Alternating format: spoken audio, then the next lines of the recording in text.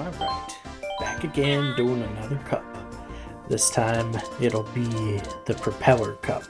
And gonna be honest, it's kind of a little bit of a weird feeling sitting here being kind of realizing just how far through this project I am and how many cups I've done, and you know that it's getting close to a little close to finishing. I say a little close because technically, you know, I still got this one and then like 5 more, so I'm like, there'll still be 5 more episodes after this, so not quite done yet, but it does kind of just put into perspective, you know, how much content there is in terms of tracks in this game. And gonna be honest, I don't know why, but I've talked about a lot of tour maps, you know, and how I don't enjoy a lot of them. Surprisingly, you know, I'm gonna change the narrative a little bit on this one because I actually quite enjoy this one. I don't know if it's because it's not as confusing to me, or if it's because this one specifically I think has been a pretty big favorite between me and my siblings. So we actually played this one, I would say, a pretty good amount. So I'm a lot more used to this one than I am like all the other tour maps, if I'm being honest. Which, you know, might make a difference in this and like how I feel about it, just because I'm familiar with it. But at the same time, I also don't feel like it does any elements too crazy, if that makes sense, because I feel like you actually get a lot of time to kind of just sit there and realize like which path you're going. And even then, I feel like a lot of the paths end up being, you know, kind of like a little bit to the left or the right. I don't feel like, you know, it does too much of almost like the maze-like pattern that I feel like is the main thing, honestly, that I've been, I guess, like my main critique that I've given a lot of the tour maps was that, you know, they change direction so much that it can get confusing on what way you're going. Whereas this one, I feel like for the most part, it's just like, yeah, they do change and stuff, but I feel like a lot of the time it's just, oh yeah, drive forward, you know? But, you know, I'm like, that's just me personally, you know, maybe other people don't enjoy this map. But I don't know, for whatever reason, in terms of tour maps, I feel like that's the best one, in my opinion. And I feel like I end up actually enjoying that one quite a lot. And speaking of maps, I'm just like, it's kind of interesting for me to sit back and think just how many like snow-themed maps we've got at this point.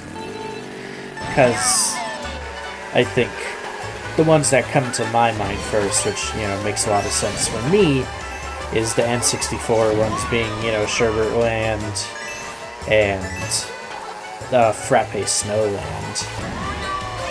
But I feel like you have so many variants of like those, and then you got like a, I don't know, I'm trying to think, is it I don't want to say it's DK Mountain, because I think that might be the non-snow one, but it's one of the DK stages is also snow related. You got this one. You also got Rosalina's Ice World. So I'm like, you actually got quite a bit of snow maps in these. I think my favorite is still the N64 Sherbert Land, which, you know, probably isn't surprising. You know, I have immense bias towards N64 stuff in general. It is the console I grew up on, so, you know, there's going to be a ton of bias in my opinion towards it, so, you know, what can you do? But, I'm like, now that I'm thinking about it, they also have, I want to say it's Merry Mountain is what it's called, which, if I'm not mistaken, is a new stage that they made for this DLC pack, like it's like the like bathroom stage that we did at the end of the last cup. I can't remember what it is off the top of my head, but it's like based off of just like a bathroom.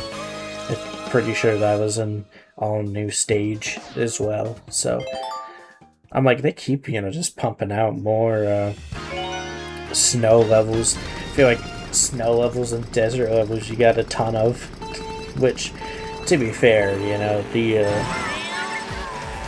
I feel like the theming of the, you know, kind of like snowy area and desert area are just like such like iconic locations that, not just for Mario Kart, but honestly for a ton of other media, it's just like super common to have like those types of areas in it. I mean, I'm like, when you think about it, it's like, in terms of, you know, like world design, I feel like there's a lot of games that just follow the trope of, you got like desert, you got like ice place, you got like volcano or like fire area, and then you got like some sort of like ocean or like water, you know, based thing. Then I feel like it's just super common like media tropes at this point, but at the same time, you know, it does make sense, because I mean, I feel like it works a lot of the time. Like, yeah, I feel like so many games, you know, have areas based on like that type of location, but at the same time, I'm like, if I were to think of like two different games that, you know, have like desert areas, I could think of, you know, two different games that both have fun desert areas. So I'm like, I think an example would be like, I enjoy, like, just in, you know, Nintendo series, I enjoy the Paper Mario 64 desert area. It's not too bad. And then I also enjoy Teehee Valley from Superstar Saga, so it's like, you know, I guess, you know, you can continue making the trope, you know, might as well, you know, if you do it well, it doesn't matter all that much, right? And I wanted to comment on it, but I kind of got off in a bit of a rambling session, but has anyone else called Mushroom Gorge just Mushroom George instead? I, like, cannot look at that level without calling it Mushroom George, if I'm being honest. Literally, it's just Mushroom George now to me, even though, yes, I know it's Gorge. But I just think it's so funny, and I think part of that, the reason, like, why that stuck is, I actually have a family, I guess a couple family members that their first name is George, and so I feel like, I don't know if I necessarily associated it with, you know, linked it to, like, their person specifically, but I feel like, you know, you kind of just get used to growing up and hearing the name George, and you're just like, yeah, no, you hear the similarities and how the words sound, and you're just like, yeah, no, that's Mushroom George. I always thought that was, like, kind of funny. Like, and I've had people that have been like, oh, you mean Gorge? And I'm like, sorry, force of habit. So I just think that's so funny. But anyway, this is like one of those... Again, this is like one of the stages that I want to say is